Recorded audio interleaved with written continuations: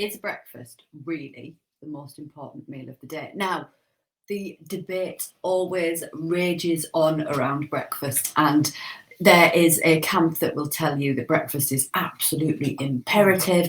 There is a camp that will be more into the whole intermittent fasting and spending different periods of time with a feeding window, which I'll talk about completely separately on a different video, what intermittent fasting is and what it's all about and whether or not it's something that would potentially work for you. But today we are talking breakfast. We are talking the one that everybody, well, not everybody, but that's commonly called the most important meal of the day. Now, what I want you to know, number one, is that everybody eats breakfast.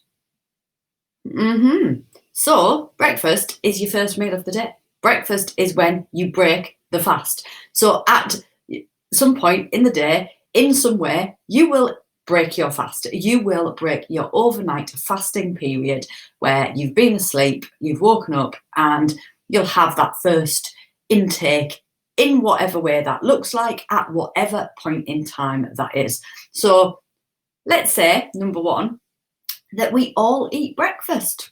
In at number one. Number two, so the presumption is that people are talking about the traditional take on breakfast. They're talking about the fact that you get up and you eat some form of intake at some point fairly close to getting out of bed on a morning. So it might be that it's traditionally looked at in terms of cereals, porridges.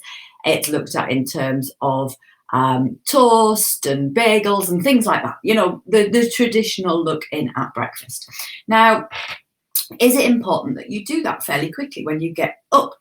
Answer is it depends. So when I hear those things, it always makes me go, what does that mean? What does that even mean? How can I look at that properly for me? So let's look at the information that you need to know.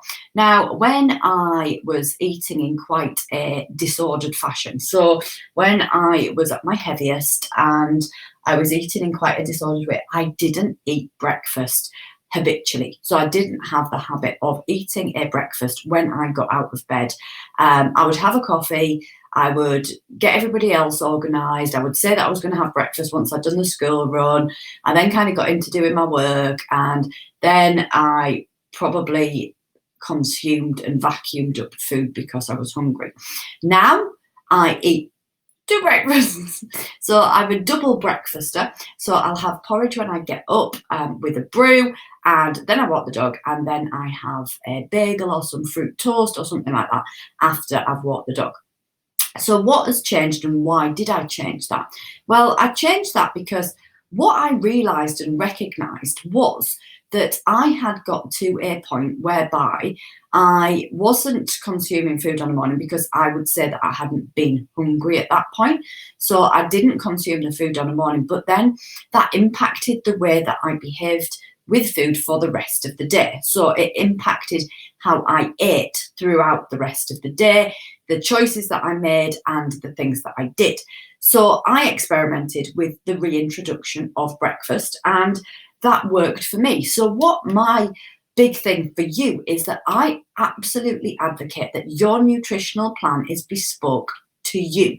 This is what will create one, adherence. So you being able to do this on an ongoing basis, because your nutrition is what nourishes you. It is what you put inside of you and what keeps you going and what provides you with the energy that you need to get through the day. So it's bespoke to how you are dealing with your day. It's bespoke to how it works for you.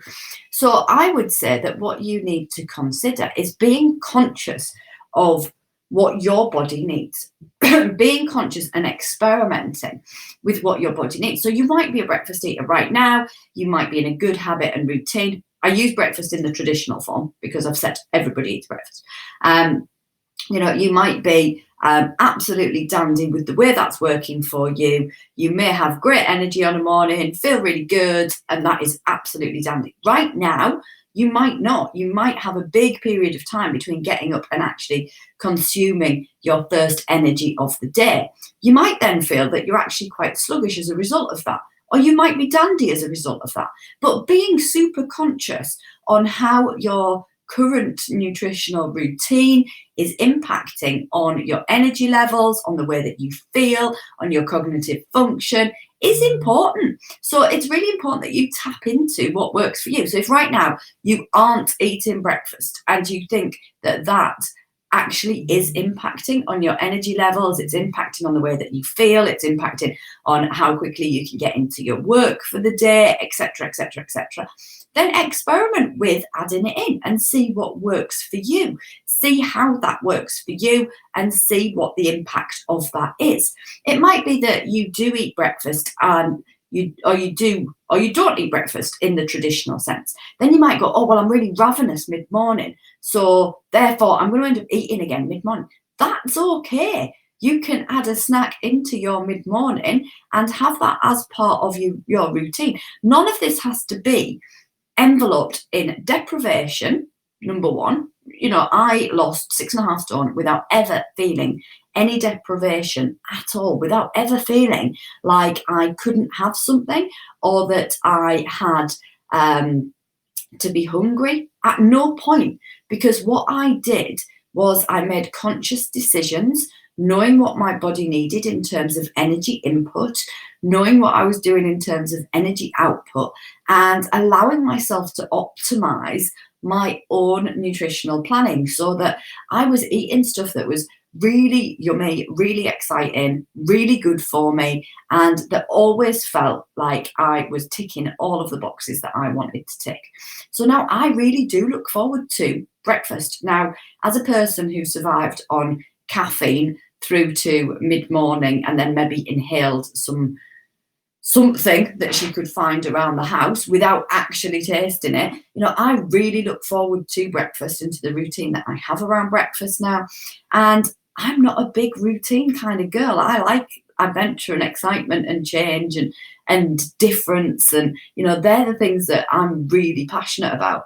But I know that makes me feel really good, and I know that now creates an environment whereby I've set the day up in a way that works for me.